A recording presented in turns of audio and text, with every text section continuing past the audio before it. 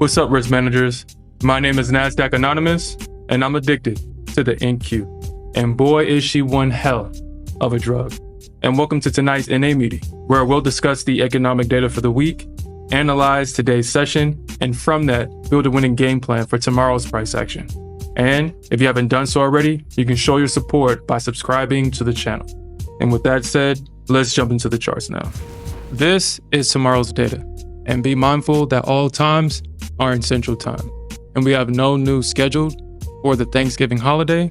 So now that we know what to expect, let's jump into the charts and create a game plan for tomorrow's price action.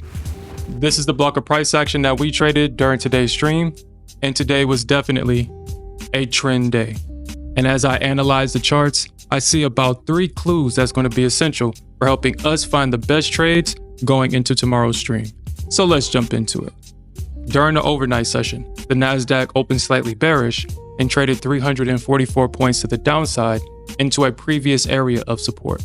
However, once the bears failed to rotate price lower, the bulls stepped in and price rallied 155 points to the upside going into the close of the session. And based on this price action, here's what I'm going to be looking for. So, for my bullish thesis, if the bulls can maintain their control overnight, then I'll be watching the reaction when price trades within a range between 830 and 850. Because this is the range where price broke structure to the downside, and I do expect for bears to step up at this level to sell the retest. But if they fail to regain control and price continues to trade lower or higher, then I'll be watching the reaction when price retests the level at 888.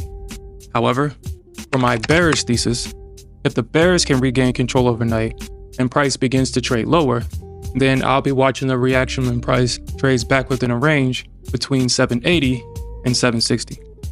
Because this is the range where the bulls found support going towards the close of the session, and I do expect for bulls to step up at this level to buy the retest. But if they fail to regain control and price continues to trade lower, then I'll be watching the reaction when price retests the level at 725. Now, based on today's price action, both markets saw a massive sell-off from the bears and a profit-taking rally going into the close of the session. Now, tomorrow is Thanksgiving, and it's highly likely that price could trade within a defined range for the entirety of the session.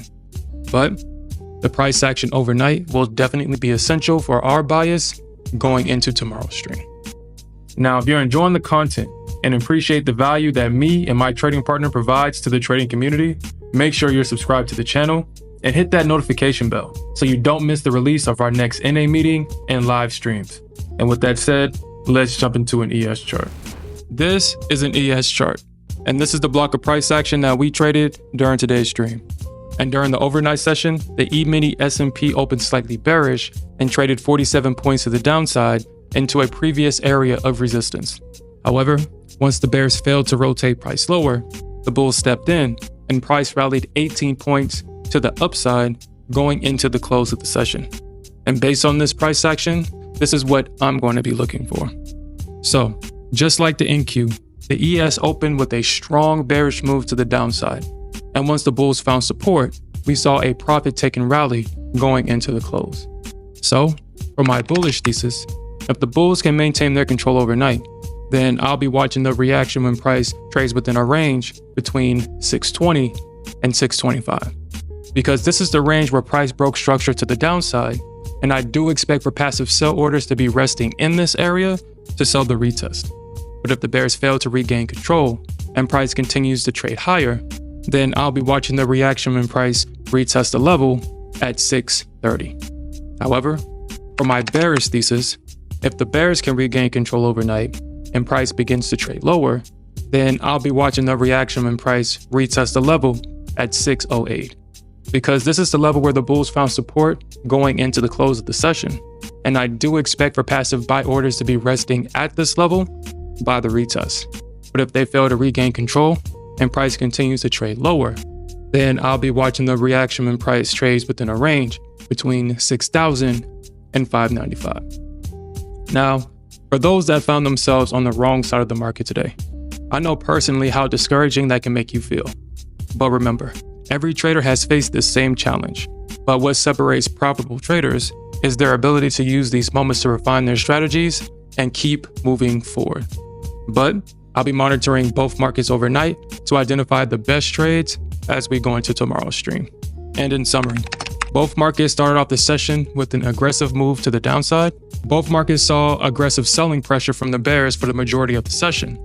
And finally, both markets saw a profit-taking rally a day ahead of the Thanksgiving holiday. And that's all I have for tonight, risk managers. And you can watch us trade these concepts live by clicking this video. We'll see you there.